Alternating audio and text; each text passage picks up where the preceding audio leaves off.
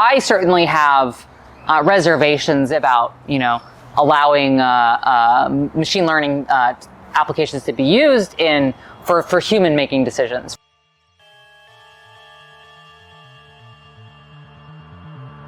Hey everyone, it's Rachel Wolfson. I'm here at South by Southwest at the Grit Daily House, and I am so excited. I'm here doing a recording of Web3 Deep Dive, my new podcast, and I am with the one and only Chelsea Manning.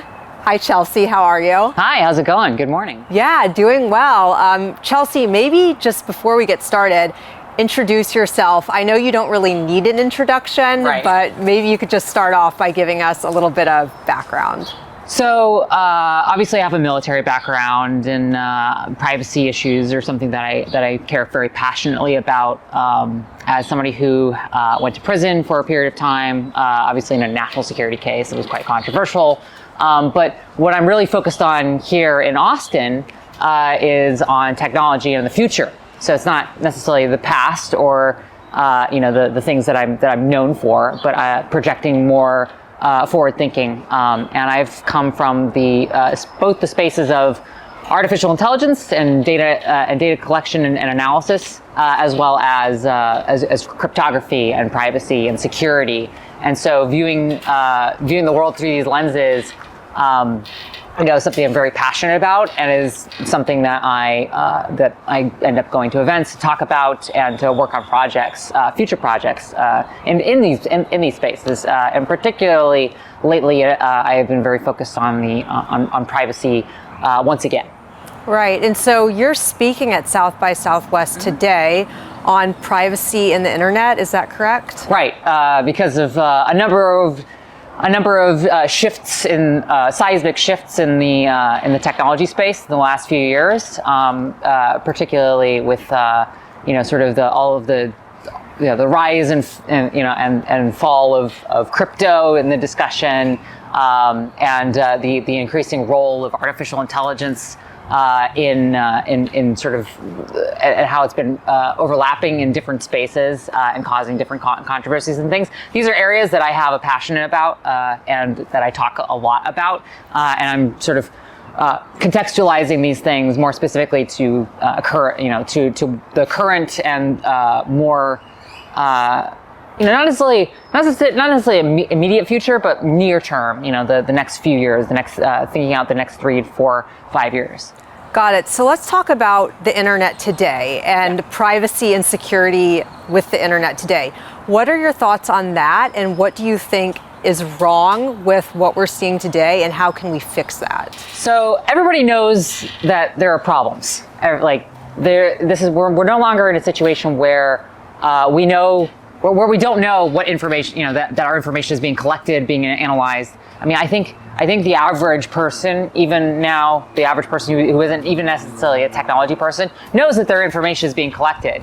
But I think that the societal impacts of what that actually means are something that, and especially in the post-pandemic shift to being more online, to where people are spending. I think in 2019 there was less than 10% of people that were quote unquote extremely online in broadband access countries, and now that number post pandemic has shifted to almost 30%. So having 3 times as many people be online on their screens for their job or for their schooling has forced people to grapple with privacy online much more generally, not necessarily just people who are very into computers and or into mobile online spaces. So it's forced people to sort of grapple with these things. And I think that one of the things that has come up for me is this health impact, this knowledge that you are being tracked and surveilled, and the exhaustion of that. I mean, there's a reason why Zoom calls are much more draining than actual in-person meetings. There's a reason why your interactions over Slack or over some kind of text-based communications, or having or using videos and only sharing videos and photos of each other over a platform, over social media. I think that a social media-driven society is actually causing us to be more unhealthy. And I think that this is actually something that hasn't been really talked about or grappled with yet. Even though if you talk to people who are much more forward in, or forward thinking in terms of like the technology space, they're sort of thinking about these things for the first time. Okay. So there's a problem with data being exposed. Right. And everyone is obsessed with social media. Exactly. And video calls now. We're seeing a lot of that. So how can this problem be fixed? And not necessarily, it's not necessarily something that people have chosen to do either. They've been sort of, society is making it more of a requirement to be in these online spaces. Right. And so with that requirement, how can we ensure that our data is protected, that security isn't compromised? What are you doing to ensure that, I guess? Sure. I think that it is unfair to ask general users to protect themselves, digitally.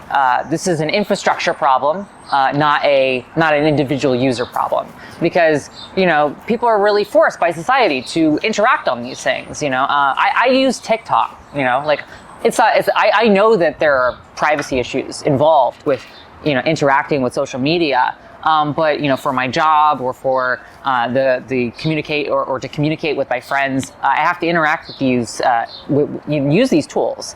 Most people, and the average person, is going to spend 20 years, is going to have, as much as I struggle as somebody who is a security expert and who thinks about this stuff constantly, I struggle with this. So I think it's very unfair to ask the individual user to automatically by default know how to protect themselves. So I think that the infrastructure and how we structure our society moving forward, we have to really think about all of the different layers of how the internet works. Because the internet, from a security perspective, is sort of viewed through layers of an application layer down to the physical layer. And I think that we need to make sure that every layer of that stack of layers is secure. And I think that we have to gut and we have to restructure and we have to completely rethink how information is shared, in this very abstract way. That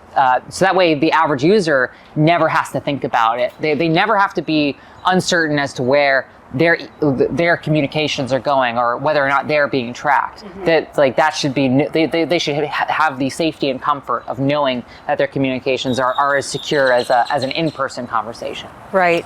So with the advancement of Web3, yes, are there ways to ensure that users are safer now and that, I guess, this whole new internet is more secure?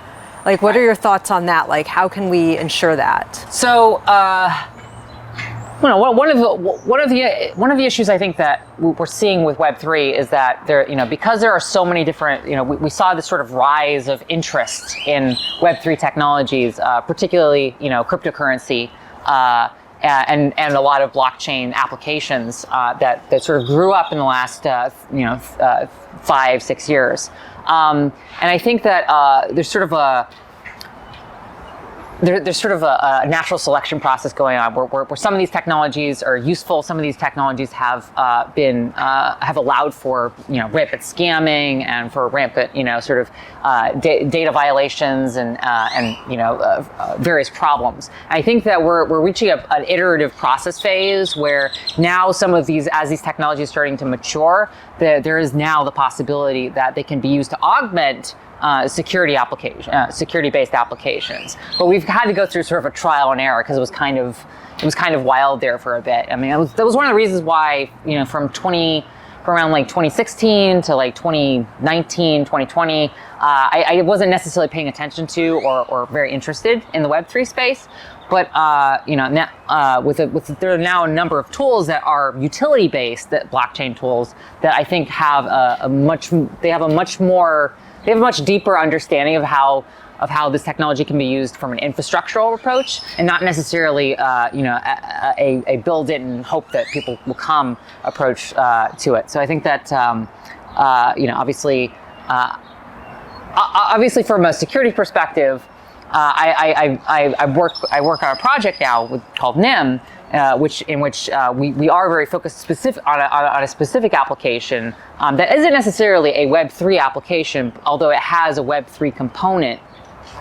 It can be used to augment Web3, but it can also be used in a much more in a much more familiar manner to the average user. And I think that these sort of technologies are going to be more a place where we're going to see innovation in the future. Where we can start to provide more security, more privacy, and more protections in sort of how we create and how we rethink that the stack of the layers of how the modern internet works. Got it. So this is interesting. So you are a security consultant for NIM, correct? I am, yes. Okay, so if you could go into some detail on the technology being built at NIM. So I know there's something, is it called ZK Nims? Yes. Zero Knowledge Nims? That's a portion of it, yes. Okay, could you just explain? There's a lot going on here. So NIM is not necessarily one technology. It is a series of different applications that interact with each other to provide a range of different possibilities for applications to be built on top of, and to augment. So there are two main portions. There is a mixnet, which is what I'm more interested in, which is not related to the Web3 component, and then there is the Web3 component, which is the token portion, which includes both a NIM token and which is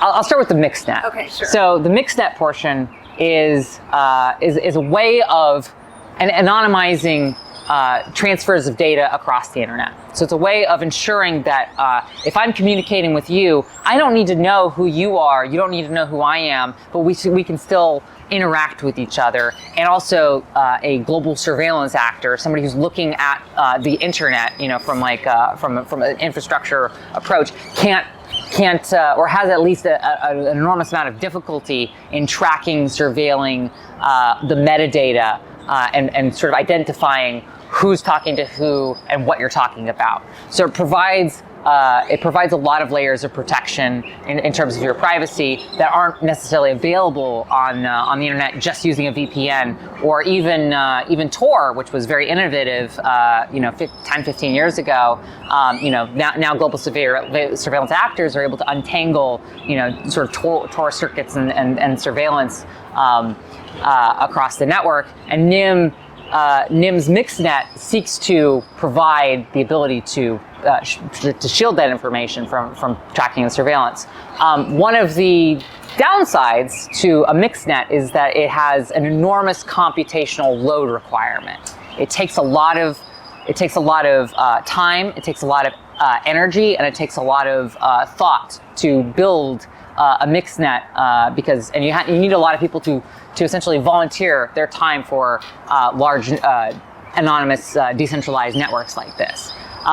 So that's where the token portion comes in. So it is a way of rewarding people for computation of mixing across the network. So as packets get moved across the network and as they're mixed and as they're shuffled, from a cryptography perspective, that the expensive calculations that are occurring, it rewards people for contributing on that, which allows for a number of nodes to exist across the network, which makes the network secure. So if there was only 10 nodes on the network, it wouldn't be a very secure network because it could be entangled. But if there are thousands, then you have a very secure network, and a faster network as well. That is another advantage to it. So that's why the token exists. It is essentially like a certificate to say, I did this amount of computation, and I'm rewarded with the ability to contribute on the network and to continue to provide services on the network. And potentially even transfer that to other people on the network to use that to use it. I like to use the analogy of sort of the mixnet being like a bus service, and these being bus tokens or bus tickets. Got it. I like that analogy also because you kind of break the definition of Web3 down there, like down with that analogy. Right. Like Web3, I guess, and I want to know what your definition is, but does Web3 have to involve a token incentive mechanism with like a blockchain sort of a technology? I don't think it does. I don't think it necessarily has to have a token, but I do think that certification of things happening across the network, whether it be proof of stake, proof of work, proof of some kind of thing happening across the network from a computational perspective, is, I think, one of the main drivers and components of what I understand to be Web3. So I think that, but I don't necessarily think that a token necessarily has to be a currency. Right. I view them like from a blockchain perspective, it's more a certificate. It's more a way of saying something has occurred, some transaction has occurred, and here is proof of that, and also that proof is decentralized. And I think that decentralization, not necessarily, decentralization, but not necessarily distributedness across the network is, I think, a component of Web3. Because there are still main actors on a Web3 network, on a decentralized network. There's still like heavy hitters across the network, the whales, so to speak. So I think, but whereas like there are distributed networks that don't have the like peer-to-peer networks like BitTorrent, et cetera, that have a distributed component, but I don't think Web3 necessarily has to be distributed. Right. Going back to the mixnet that you mentioned with Nim. Right. Mixnet, correct? Yes. What are some use cases there? Just real world use cases, I guess? Are there real world use cases that you can kind of explain using that technology? Sure. Obviously from my own history, I focus on an area that I like to call edge use cases. These are the most extreme cases. These are for people who are exposed either by virtue of who they are or where they are to various different bad actors or actors that could seek to harm them. So I think of journalists, activists. I think of people who are fleeing a country or people who are being persecuted in a particular region. I think that that is where my interest lies, is in those kinds of use cases where there is a lot of stakes for an individual to communicate. They need to be able to communicate securely, and they're not necessarily in a place where secure communications are easily accessible through a normal means, like through a VPN that is available to a more typical user. You can't just depend on HTTPS or the little lock icon on a browser, right? For your communications to be secure, you have to make absolutely sure that you are safe and secure. And I think that moving forward, this kind of technology is going to be required for these kinds of people to not face harm. Do you think we'll start seeing it implemented in real world use cases soon, or is it still to the point where it needs to advance? Yeah, I don't want to speculate on when we'll be able to see the use of this kind of technology. It was actually quite some time for the previous kind of equivalent technology of the 2000s, the previous generation of this technology, which is Tor, to be used in a manner that was more of what it was intended to be used as. It was more experimental before. There were fewer people on volunteering their time, volunteering their effort. I am excited at the speed at which we've been able to see some success in terms of like from a technical perspective of the network being available to be used. I don't think that we are months away or a year away from non-technical users using Nim as a daily driver or anything like that. But I do think that this kind of technology moving forward over the next 5 years potentially we'll start to see disruption in spaces that aren't necessarily ones that are associated directly with the kinds that Nim developers are in. Right. So I want to ask you a little bit about cryptocurrency and blockchain technology, because it seems like you are interested in blockchain as a technology. Yes. And I think I agree with you. There's a lot of potential behind blockchain. But what are your thoughts on cryptocurrency? So my thoughts on cryptocurrency are nuanced. I don't have.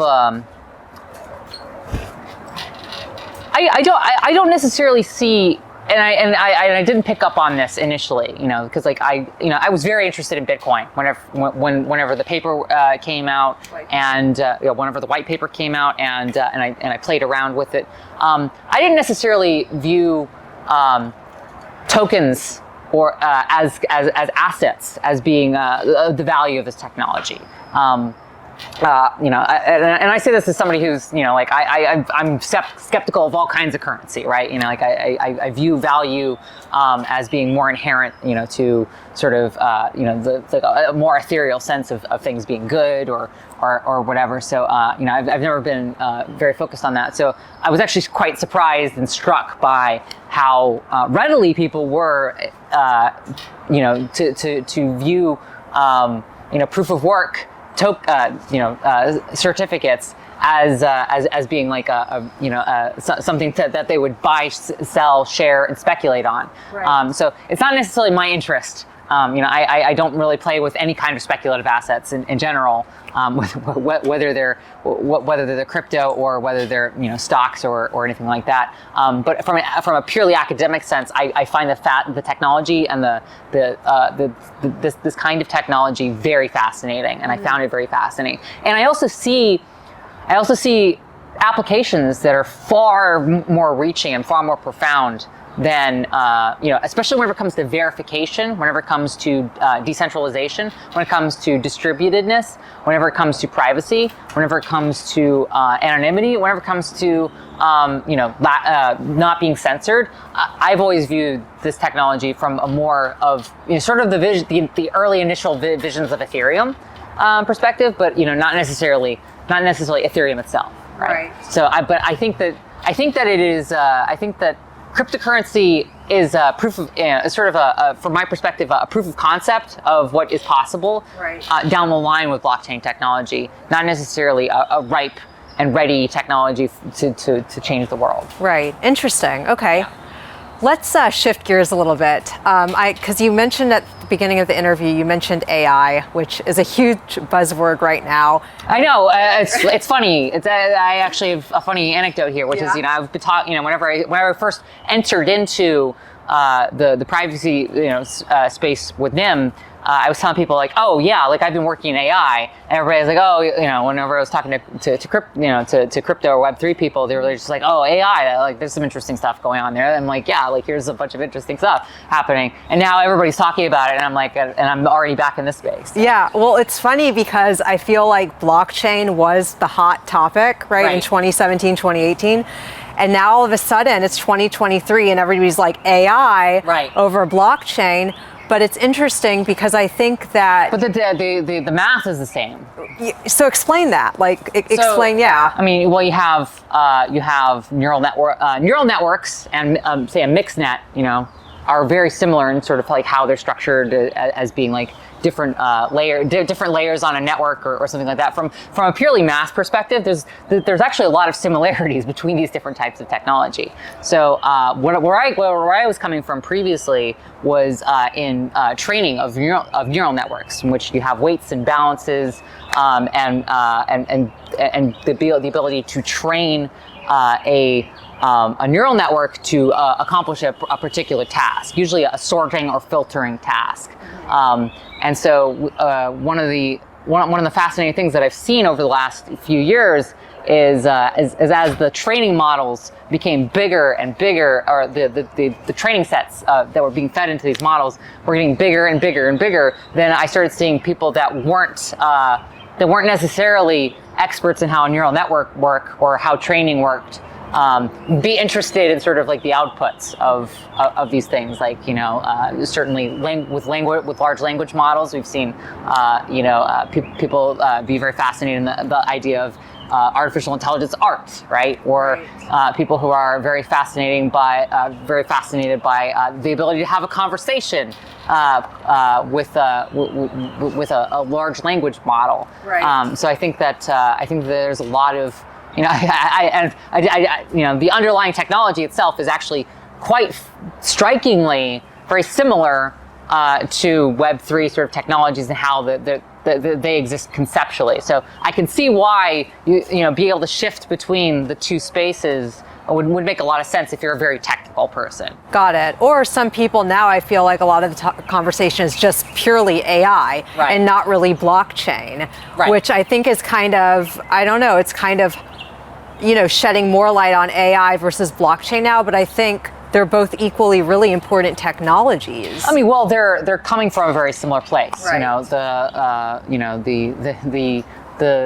a cryptography perspective or from a weights and balances on a neural network perspective, there's a lot of very similar math that's occurring, and we're still talking about computers, right? We're talking about pioneering efforts in computers, and they both require specialized hardware to, which is that's also a similar focus. I have a focus on sort of like hardware optimization and how to speed up computation on the network for artificial intelligence, right? That was an interest of mine. Like the number of graphical processing units that I've ruined in the last 5 years. Doing various experiments or working on technology has been fascinating, and that's very similar to sort of the crypto space, right?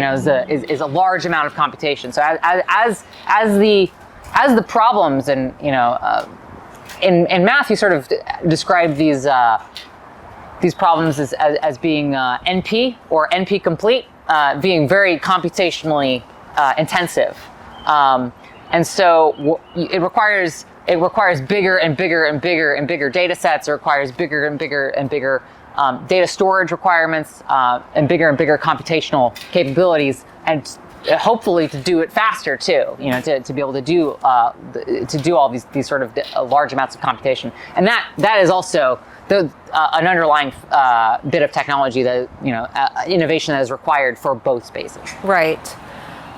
Okay, shifting gears a little bit away from blockchain, AI, and privacy. Recently, we saw Silicon Valley Bank be overtaken by regulators. Yes. Is this something that you have any thoughts on, that you want to kind of share? Like, how will this impact the tech industry, I guess? Sure. Yeah, this is a seismic event. I think that this goes back to sort of my skepticism of speculative assets in general. Like traditional banks, just as much as as token asset things, like what we saw with FTX, just 3 months ago now. It hasn't even been that long since we've seen this, like these seismic shifts in this environment. It comes down to the fact that you're still at the whims of the economy, right? The larger big, like the larger big E economy. And the Fed and the EU regulators, et cetera, like all of these different things are interconnected. And so it doesn't surprise me that we've sort of seen as inflation has been high and as the Fed has tried to curtail the amount of currency flowing in, and has been removing regular currency like US dollars from the books, that we've sort of seen a number of stressors on more speculative or more risky ventures and efforts, and I think that we're seeing the effects of that. But out of every one of these kinds of cycles that we've seen through history, there's still been innovation. So it's not necessarily, and if anything, operating with where operating in an environment where there's less cash available, forces you into a position where you're having to innovate more in order to survive.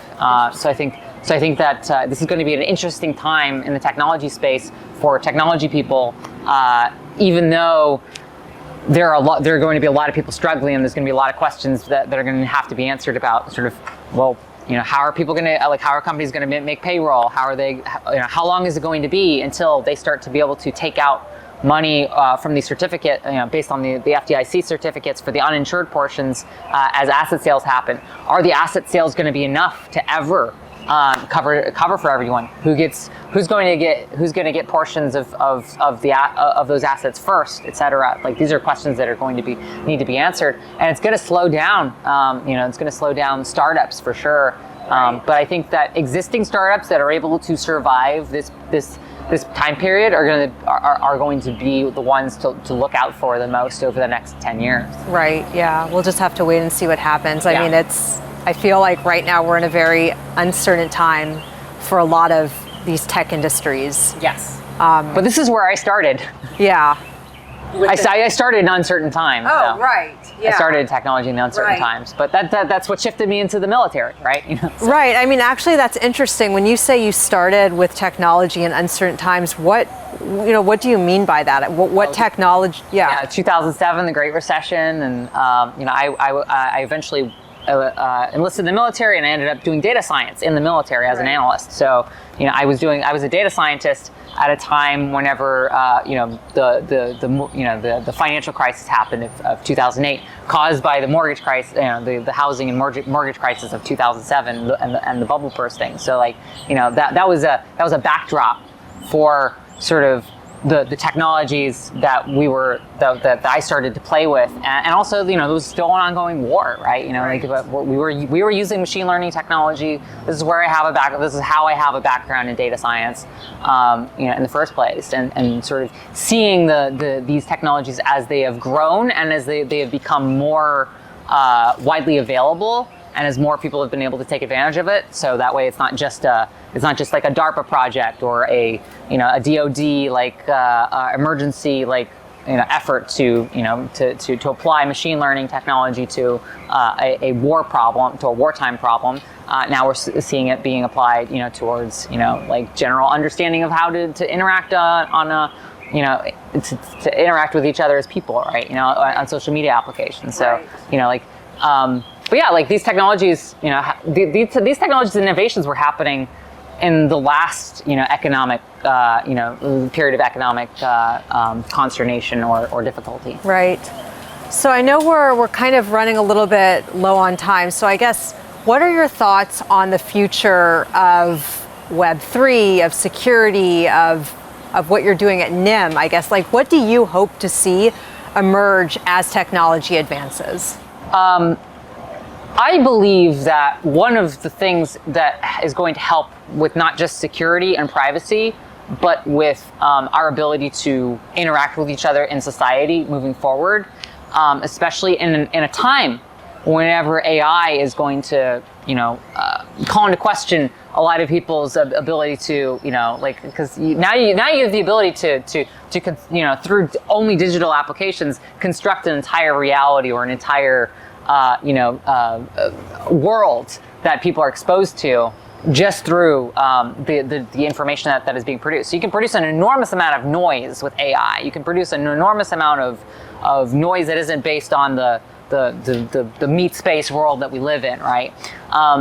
And be able to determine what is signal, what is valuable signal, and what is noise is going to be, and be able to verify and distinguish between the two is going to be the biggest is going to be the biggest difficulty and the biggest problem that's going to have to be solved over the next decade to a decade and a half.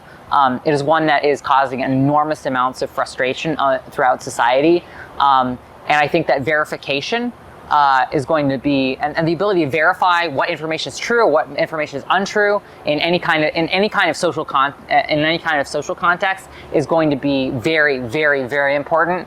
Or otherwise, we're going to struggle for a while. Right.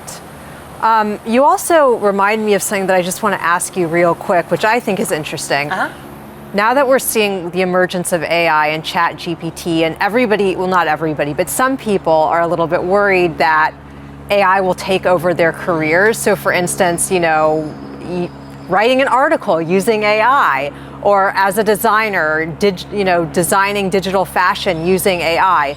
Do you think that AI will get to the point where it will do jobs better than human beings? Or do you think that humans are still going to be useful with careers such as, journalism or designing? Right. I think that's a very good question. I think that depends on how we, as a society decide.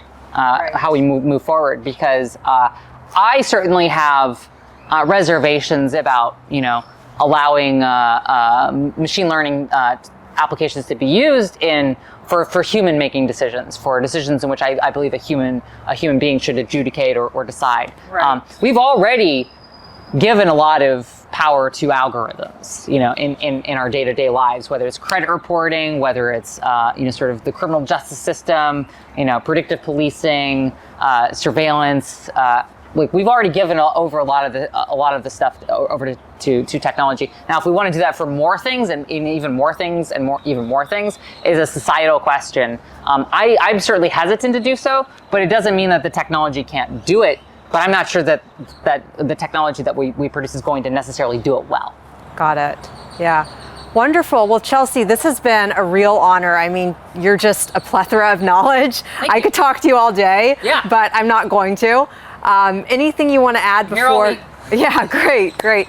Anything you want to add before we end the interview that I might have overlooked or? Sure. I'm from Oklahoma. I don't get to I don't get to go to Texas or the Midwest either the Midwest or Texas or the South very frequently. But I'm always very thrilled with the weather, and I love being in Austin. I love it also, and I love the weather here. Yeah, especially how cold it's been in New York. Yeah. And how sort of grueling the weather has been, and how much I've been avoiding it. I do miss the weather of Texas quite a bit. The weather of Texas is my favorite thing. So yes, absolutely. Cool. Chelsea, thank you. Thank you.